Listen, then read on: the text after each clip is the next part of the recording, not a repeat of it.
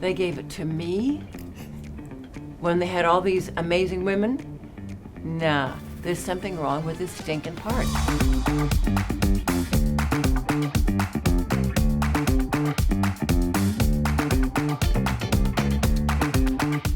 When I was on Y&R, ever so briefly, I developed envy for those relationships. The actors that would rent a little house on the beach or do things together. And I called my agent and I said, I want me some of that. What, you want to do a soap opera? Yes, oh please, can I do a soap opera? And so that's how it began, wanting to be part of that sort of family. And did not know at the time that the real family is days. That, year after year after year, and those people really support each other, and there's no jealousy or rivalry or discord. It's just so many people coming together to help each other.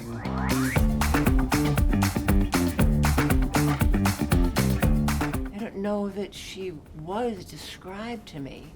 I got the audition, and my agent called a few days later and said, they want you to do the job. And I had, you know this because you know it, I had screen tested with a number of women that I recognized. And I thought, oh, wait a minute. They gave it to me when they had all these amazing women? Nah, there's something wrong with this stinking part. So I turned it down and said, if they don't want it, I don't want it either. No, I'm not doing it. And my agent went, okay, fine. And he called back a couple of weeks later and said, well, they've been to New York and they met people there and why didn't you want to do that job? I said, oh, I'm mad to do that job. Are you kidding? I just thought they didn't want me. He said, oh, you actors are too crazy for words. Yes, they want you. I'll take it. Early days on set, well, it's been a while now. The McDonald Carey story about, I was doing a scene with Mac and Francis, and the character of Amanda was in the scene, and then I entered it, and I was so busy watching them do the scene, and so I enter, and Mac is introducing me to everybody, and he introduced me as Dr. Marlena Evans, and I said, oh, please, call me Amanda. And the moment stopped, and I thought, oh, somebody's up. Yeah, somebody's forgotten their line, not me. And finally Mac said, no, darling, she's Amanda. You're Marlena. That I remember vividly.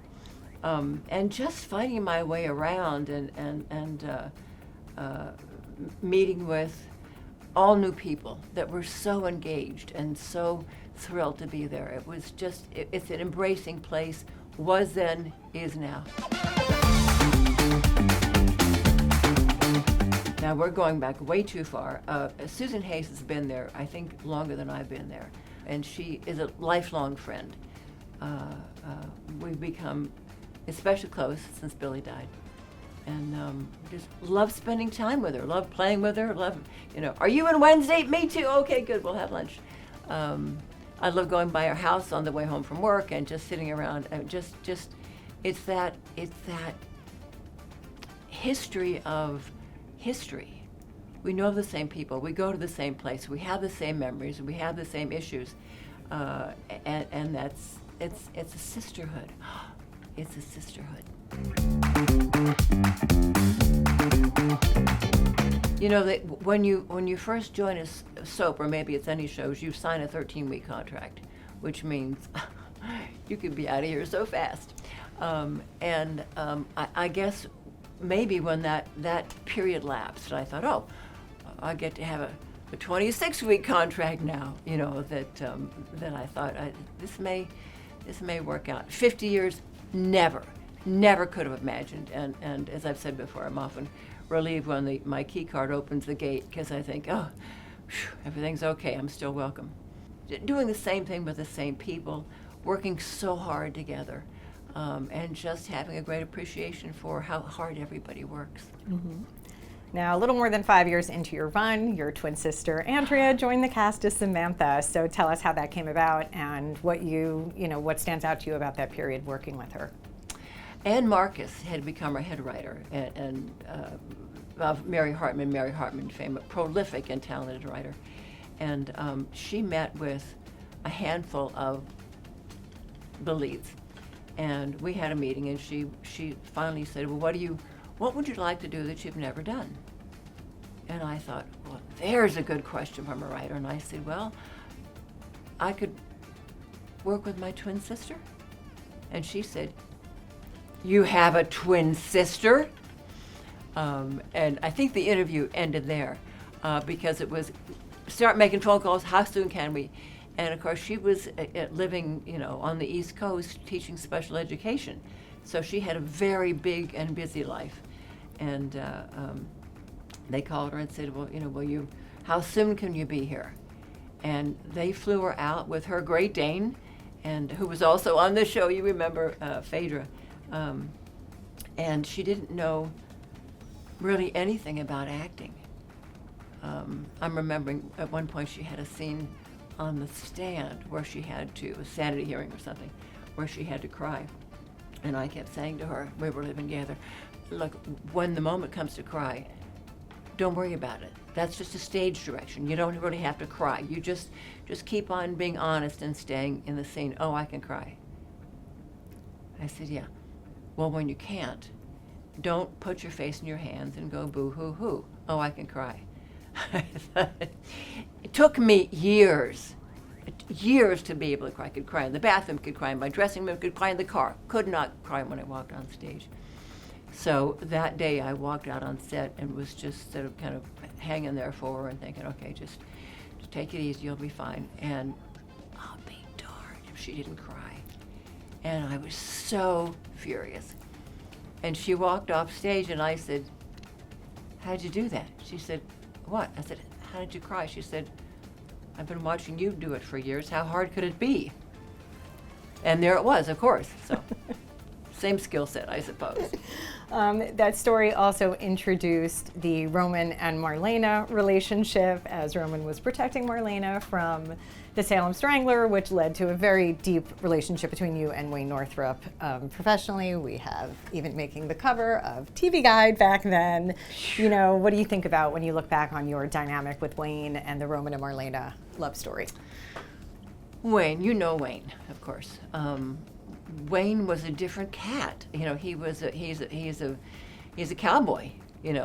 Had a ranch up in Northern California, and that was his love. Acting kind of supported that, and he was deeply irreverent and deeply disrespectful. There was nothing could stop him from making a joke. Didn't matter. Burn daylight. Yeah, I got that. No, we're almost to the end, and we don't want to go through lunch, we're going to do this. And as I said, nothing could keep him from making a joke. So I never knew what to expect from him. At one point when we'd been apart for a while and he came to the door, I guess he was undercover, I've forgotten, and he had a trench coat on. And we were under the gun, gotta shoot it, can we go right to tape? Sure, okay, go right to tape. And I opened the front door to Roman, and he had his coat on. He walked in and he said, Merry Christmas, Doc. And he opened his trench coat, and it had the prop department hang Christmas ornaments all over him and the inside of the trench coat. Forget it, up for grabs. Take a lunch, we're done. He didn't care. He just didn't care, which made it great fun and very terrifying. So strange. And having Hank there is Wayne's son, obviously. It isn't like having Wayne there for me, but for him, it's like coming to Wayne's home because he spends so much time there.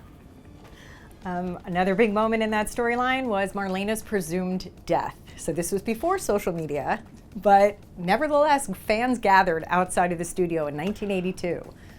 Even looking back at it now, it seems amazing that they were able to mobilize to do that. What do you remember about that whole experience? I remember that I was at work, and the show had aired on the East Coast. And so, Marlena strangled, pink scarf, all that.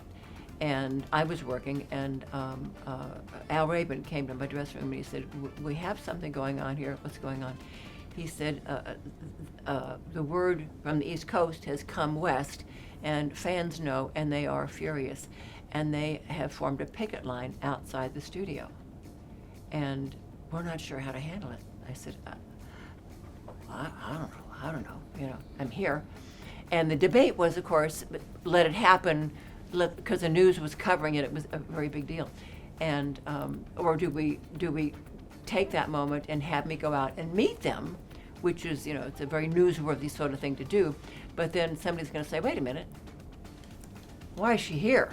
Thought she was dead, and the decision was made in that moment to have me put on the pink scarf, go out and meet the fans, and sort of reveal that, well, maybe she's not really dead, because it was just, but what, that was, as you said, it was, pre all those ways of people getting the news months and months earlier, so it was a shock when they found out. Mm-hmm. Do you have a favorite John and Marlena moment from all of your years of working together? I do. What's yours? Oh, God. It's very cliche, probably the pier. The pier. I see why even ask and why even say it. The pier, I think, yes. The pier was magical because there's a moment in a performance where the actor can feel what the audience is going to go through. And that moment when Drake and I both knew that we're going to hit that pier, which was a long-standing set of ours, and the smoke and the reflecting pool and the lights and the thing. And when Drake turned, we all went, there it is. His face, his expression, his astonishment that, there she is. Am I losing my mind? Is it possible? And the hand reach out, spectacular. The pier scene. Yeah.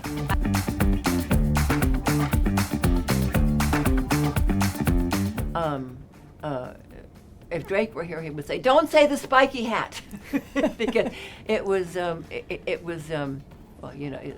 high collar, puff sleeves, leg of mutton sleeves, and leg of mutton, and the headpiece that was all kind of spiky, and lovely. You get to that place where you think, well, it's not your first wedding, honey, so let's be careful about the veil and what that represents. And Drake would tell you, man, almost got blinded so many times by that thing because it was all spiky and I couldn't see where it was going. But I think that would be my favorite.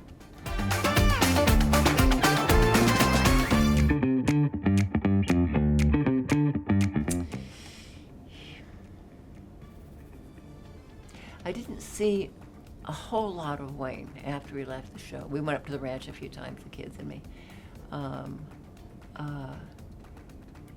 It really is as though Drake isn't gone, because we weren't together every day, and we were only together on stage, and it's easy to be on stage and think, oh, he's not working today. Because there were those days. And that's pretty much where I stay. He's not working today. Because the alternate thought is unthinkable, that he's gone. You and Drake were also on the cover of TV Guide. TV Guide. What story haven't we discussed yet? The Possession. Not once, but twice. You've said it will be on your tombstone. On your tombstone. Yes, yeah. So I guess I don't even know what question to ask that hasn't been asked about The Possession, but what does it mean to you that you are a complete cultural icon? Never mind being Marlena, but also because of this story. Possession. Jim Riley wrote that. Jim was, as a devout Catholic. And when I was called upstairs, because all these things were happening in Salem, and Tom Lang was producing that, and Jim was there, and said, "It's you. What's you? You're doing all this stuff. What do you mean? You're possessed by the devil." Taxi! But in Jim's hands, because of his deep and profound belief, I thought, we're in really good hands here. If anybody were to tell this story, it should be Jim Riley. And what I had said at the time was just, let's just make sure we really do it. Let's do it well. And as you know, it was very well done. And the levitation, the much spoken of levitation was I levitated off the bed. That happened. That wasn't CGI, and that wasn't whatever. It was me physically lifting off the bed. And they had brought in a special team that knew how to do that. And they turned off all the monitors so nobody at NBC could see what was happening. They cleared the stage. All the dressing room televisions were turned off, so only the handful of people that were in that scene were allowed to see how it worked. And boy, it worked. Sure It did. worked, yeah. Well, what was it like to revisit it again? It was a little different. Did I lift off the bed the second time? I don't recall. Huh, yikes. It's like revisiting anything. Eek, be so careful. You're really, this is an iconic moment that should live as it was. Possession the second time, just fine. Gives me a break from our darling Marlena and all her goodness to have time to play. And playing Hattie, the same thing. Mm-hmm. A chance to step out of Marlena and play somebody who was also deeply irreverent.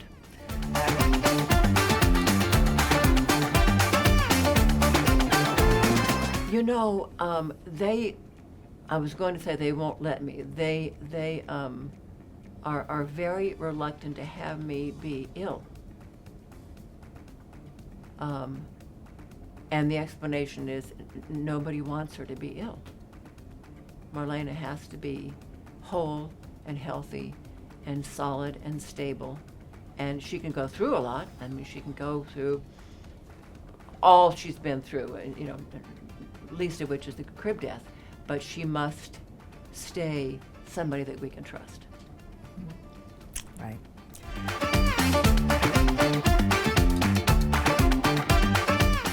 Well, any of the twin stuff, I think that was so brilliant and life-changing for her. Teacher's salary, come on. She got a chance to come to LA, do what her sis did. We lived together for a great amount of time. She paid off her student loan. So much wrong with that. And in terms of what we pay teachers is all I mean by that. I think playing Hattie, because I got to be, completely naughty, which Marlena never got to do. I'm going to say the Hattie stuff. That would be probably one of my top moments. That, and the ones you mentioned, Possession and the Great Countdown.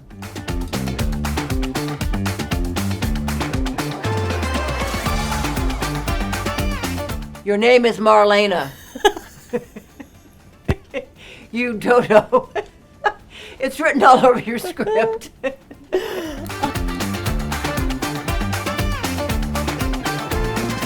I've met lovely people, and I've had entree where undeserved kindnesses and generosities. I met a man named H. Weston Taylor when he was 96 years old and had a lovely friendship with him for a few years. I was back on the East Coast and got a chance to meet him and sit on his front porch, and we have, I've got a stack of letters at my house from Weston, and spoke to him the night before he died, which was just, what a gift. What a talent. I mean, his artistry was phenomenal. I was back here at one point, and was with a friend, and we hadn't made reservations, and it turned out to be like downtown New York today. Let's get a hotel room, honey. It was just out of the question, and had no place to stay, and it was like 7 o'clock at night. And was at a gas station, ran into some fans that were lovely, and just said, well, we're sleeping in the car, just kidding. And they said, well, come stay with us. Now, this was a long time ago, and one would never dream of doing anything that kind of loopy again, but we did. We spent the night with fans. Oh my gosh. Never heard that one. Yeah, Deidre. yeah, forgotten about that. And everybody lived to tell the tale, so.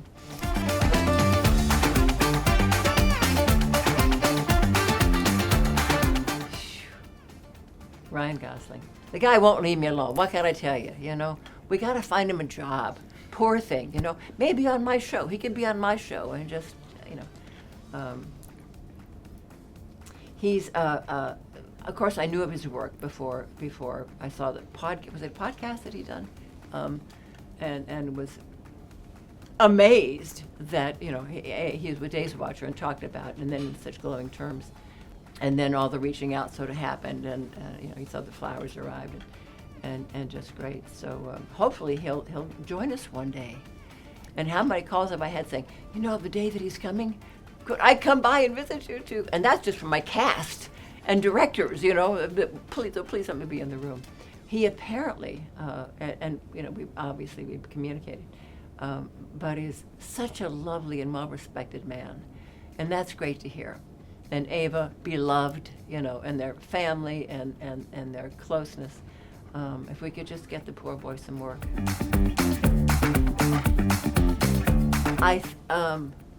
Who would you cast him as? Well, I would have to make him like, maybe Samantha had a secret son before she came to Salem, or maybe there's a long lost, he has to be a relative of yours somehow. Oh, do you think a relative? Yes, Huh. he has to work with you. So I feel like we should have him connected to Marlena, would be my vote. I was thinking a patient of hers, That too. because that would allow him to do a lot of the heavy lifting, and me just to ask leading questions, and let the audience see as much as they wanted to see of him, for as long as he wanted to be there. Julia Roberts came to, we were at an award show together, I forgot kind of how it happened, and I think somebody said she'd like to meet you, and I thought, yeah, be right there, because, you know, and she is. Julia Roberts is a big fan of the show, and it was lovely, and she was lovely. Yeah. I think she might have asked to be seated next to you guys to you all at that award show, actually. It was like the People's Choice Awards, and she knew you were all going to be there. Oh, okay. I didn't know she'd been asked to be seated near us. I believe so. Poor thing. Yes. Well, she was just starting then, so. That part happened because the creator's mother was, the character Paul was, his mother was a big fan of Days. And he had said to her, we're going to be having my mother come on the show. And she said, who's playing me? He said, we don't know. And she said, have Deidre Hall do it. He went, okay, whatever. And I mean, after all the years of auditioning, to have a part come through like that, somebody's mother says, have Deidre Hall do it. So that was great fun. Gal, that was, it happened that way, happened by accident. So that was fun. Mm-hmm. Another cover you appeared on was because of Our House. Oh, yeah, so yeah. what are your memories of leaving Days to do that show? Our House came about when I was on Days, and I had been, they let me audition for it, and I really wanted to do it. Loved her, loved Wilford. I mean, oh my gosh, in a lifetime you couldn't ask for that kind of a show. And I auditioned, and I had heard that Wilford's concern was that I was a soap opera actress, you know. And that's fair. That's fair, because he was all about honesty and being real, being genuine, being authentic, and all the things he didn't, you know, think about in terms of daytime. So I did I audition? I don't think I think I read with somebody in casting, but he said, well, if you're thinking that's the person, then I need to meet her. And so I met with him, and we sat for a long time and in a restaurant and just talked. and just talked about nothing. We walked to my car. He walked me to my car, and I said, I really want to play this woman, and you'll be so safe with me. I can really play her. And I had met him with no makeup and hair and pulled back and stuff. And he said, yeah, I see that. Do I remember you filmed on a Saturday sometime? Oh my gosh, that's right, because I was doing Days of Our Lives at the same time. I went to our house during the week because of all the kids in that production, and Days shot me on Saturdays and shot all my scenes on Saturday. You know, oh my God, are you mad? But it was just, to me, worth whatever it took to get that done. And so my co-stars came in on Saturday, the whole team came in on Saturday, and I would end up shooting 80 pages that day, which is, but worth doing it. And working with the kids and working with Wilford and a lot of we had wonderful directors over there, and he was a cowboy. He was just a cowboy. At one point, we were doing a scene where I follow him through the house because we're talking about something, and the scene ends up with us going through the swinging door of the kitchen, and it was about the death of his son, my husband, and we shot all of his stuff, and then the camera turned around, and so that it was following me, and we went for the close-up at the swinging door, and he pulled me aside and he said, okay, remember when we first met? Yeah. And I told you how important it is that you're real? Yeah. He said, this is a moment where you could slip back into being a soap opera actress because you have all the tools. You're right there. You're very facile that way. And something happened to me a long time ago when I got terrible, terrible news. And what I know is I couldn't move and I couldn't breathe. And that's, I think, who she is right now. Because his line to me was, honey, your husband's dead. So we did the walk through the scene, and then he stepped through the swinging door and stood, as we know, right beside the camera lens and delivered the line. Wow. And it was, and I did what he said.